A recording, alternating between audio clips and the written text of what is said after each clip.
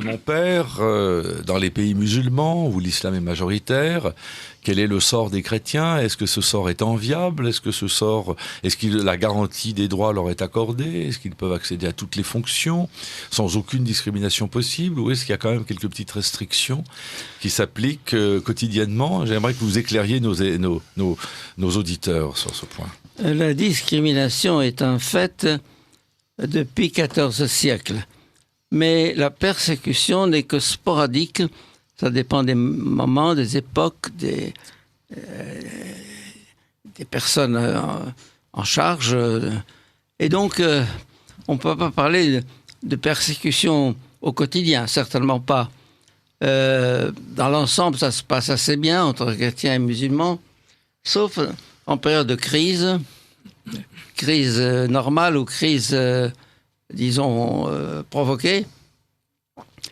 Ce qui est sûr, en partant des chiffres, quand je pense à un pays comme la Turquie, et qui avait 33% de chrétiens le siècle dernier, et qui n'a plus que 0,2% aujourd'hui, eh bien, cette chute vertigineuse du nombre de chrétiens à la suite d'un double génocide, au moins 2, contre les Arméniens et contre les Assyriens, fait que, un pays comme la Turquie, qui est le premier pays à avoir été évangélisé par Saint Paul et Saint Barnabé, est symptomatique. Le Liban, qui avait 2 tiers de chrétiens, n'en a plus qu'un tiers. L'Irak, 2 millions, c'est tombé à 300 000. La Syrie, un exode massif des chrétiens depuis cette guerre qui dure depuis 7 ans. Il n'y a que l'Égypte qui se maintient. L'Égypte qui a le plus grand nombre et la plus grande proportion de chrétiens dans tout le monde arabe, qui non seulement se maintient, mais dont les rangs grossissent. Alors, parce que le phénomène de la foi chrétienne chez les Coptes est quelque chose de frappant. Au moment où la foi est en train de s'écrouler, de dégringoler, en Occident, en France, en Égypte, elle est viscéralement, maintenue par les Coptes qui sont les chrétiens d'Égypte.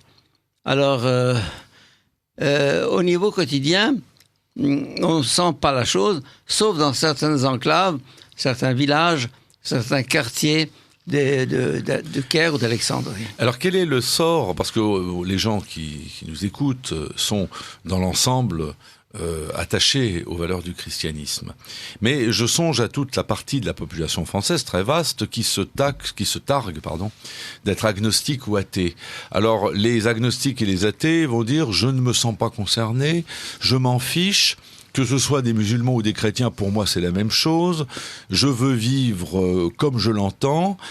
Est-ce que pour ces gens-là, la vie risque de changer le jour où les musulmans deviennent majoritaires? Tenir de tels propos signifie qu'on ne comprend rien au passé, à l'histoire. Voilà. Un régime musulman est un régime par nature oppressif et exclusif, si je puis dire. Donc, ceux qui tiennent de tels propos signifie qu'ils ne comprennent pas ce qu'est l'islam. Il faut l'avoir vécu pour le comprendre. Et le problème de beaucoup d'experts, entre guillemets, de l'islam, venant de l'Occident, c'est qu'ils n'ont rien compris à l'islam, parce que l'islam, pour le comprendre, il faut le vivre. Quand on l'a vécu, et quand on a compris cette oppression. L'islam est par nature inégalitaire, c'est clair. Un musulman ne vaut pas un non-musulman, c'est clair. Un homme ne vaut pas une femme, c'est ça. Etc.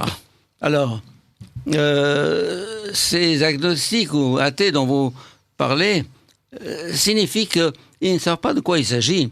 Ils parlent de n'importe quoi. C'est très facile dans une France des droits de l'homme, si on peut parler de droits de l'homme, de dire, moi, ça m'est égal, chrétien ou musulman. C'est pareil. Et ils ne savent pas ce que c'est. Il faudrait savoir que ce n'est pas Londres et Birmingham. Il y a une quinzaine de très grandes villes, des plus grandes villes d'Angleterre qui ont des maires musulmans. Et j'ai écouté une émission il y a quelques jours me donnant la liste de toutes ces villes. Manchester, Birmingham, Sheffield, etc. En fait, c'est un retour de bâton, si on peut dire, je ne sais pas comment on dit. Oui, c'est ça. Mais c'est que qui sème le vent récolte la tempête. Les frères musulmans sont une création de l'Empire britannique. L'Arabie saoudite est une création de l'Empire britannique. Alors maintenant, c'est l'apprenti sorcier, si je comprends, qui fait que ce qu'ils ont créé, ils ne maîtrisent plus maintenant. Oui. Tout simplement. Et alors, ce sont des musulmans qui sont souvent pakistanais, d'ailleurs. Oui. il y a saoudiens, il y a de beaucoup d'origines. Mais le plus terrible, le plus grave dans notre contexte actuel est de minimiser l'islam. C'est-à-dire de dire, oh, c'est un phénomène politique en surface.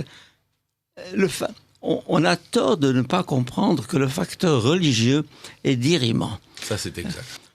Toutes vos lois et constitutions et règlements pour stopper l'immigration, il n'y en a pas beaucoup. Il y en a guère aujourd'hui. Et si on avait, on serait au courant. Mais là, vraiment, il n'y en a plus beaucoup. Il n'y en a pas depuis longtemps. Hein. Seront inefficaces si la foi ne renaît pas en Europe. C'est ça, c'est ça. Alors, c'est le seul rempart à l'islam, c'est la foi.